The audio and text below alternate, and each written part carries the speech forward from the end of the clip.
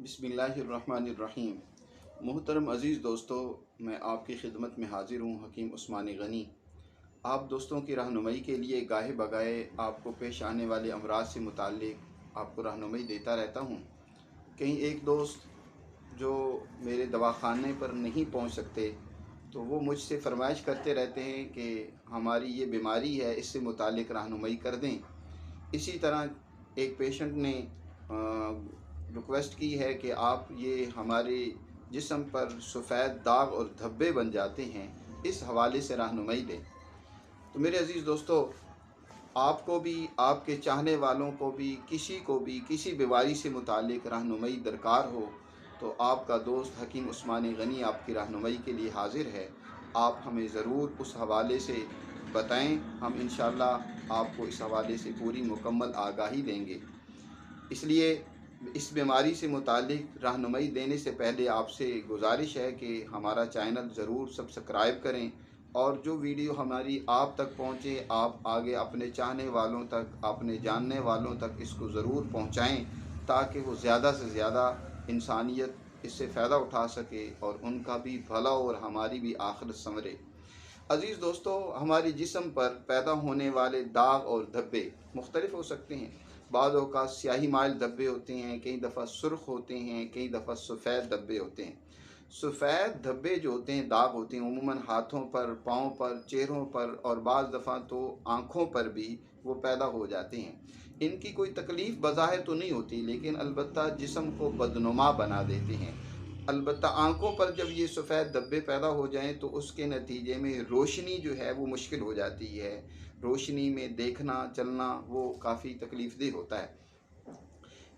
इसको बर्स कहते हैं। इससे मिलती जुलती एक और बीमारी होती है जिसको छींक कहते हैं, वो भी सफ़ेद धब्बे होते हैं।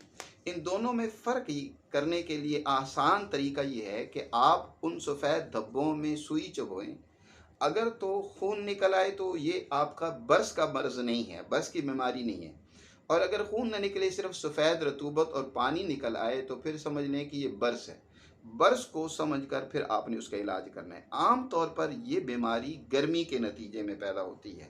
जिस्म में जब हरारत हद से ज़्यादा बढ़ जाती है तो उसके नतीजे में ये तकलीफ़ पैदा होती है। मौरूसी भी हो सकती है। इसी वजह से जिस मरीज़ ने मुझे से सवाल किया, पूछा, उसने भी कहा कि गर्मियों में ये तकलीफ़ बढ़ जाती है। तो मेरे अज़ीज़ दोस्तों, ये बीमारी ही गर्मी की है।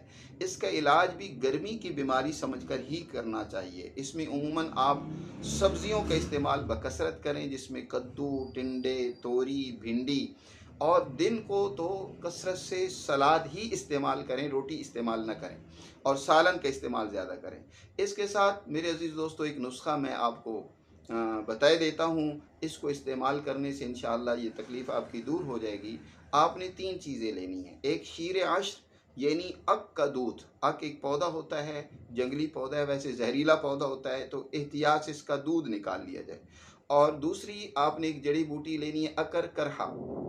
अकर करहा ले लेना है, खालिस और असली वाला ले लें, इसमें भी 2 नंबर मिलता है। और तीसरी चीज़ आपने कलमी शोरा ले लेना है। अकर करहा को बारीक कर लें पहले पाउडर, और इसी तरह जो है कलमी शोरा उसको भी बारीक करके उसमें दूध डालकर अच्छी तरह खल कर लें। एक तो इसको लेप के तौर पर आप जहाँ दाग और धब्बे हैं वहाँ इसकी पलटस करें, यानी इसका लेप करें। और दूसरा ये है कि इसकी 1 से 2 माशे तक की मिकदार दिन में 2 मरतबा सुबह और शाम अंदरूनी तौर पर, खुराकी तौर पर भी इस्तेमाल करें और खाएं। इंशाअल्लाह चंद दिन के इस्तेमाल से बफ़ज़्ल-ई ताला आपकी ये तकलीफ़ दूर होगी। दुआओं में याद रखें अपने दोस्त हकीम उस्मानी गनी को। बहुत शुक्रिया।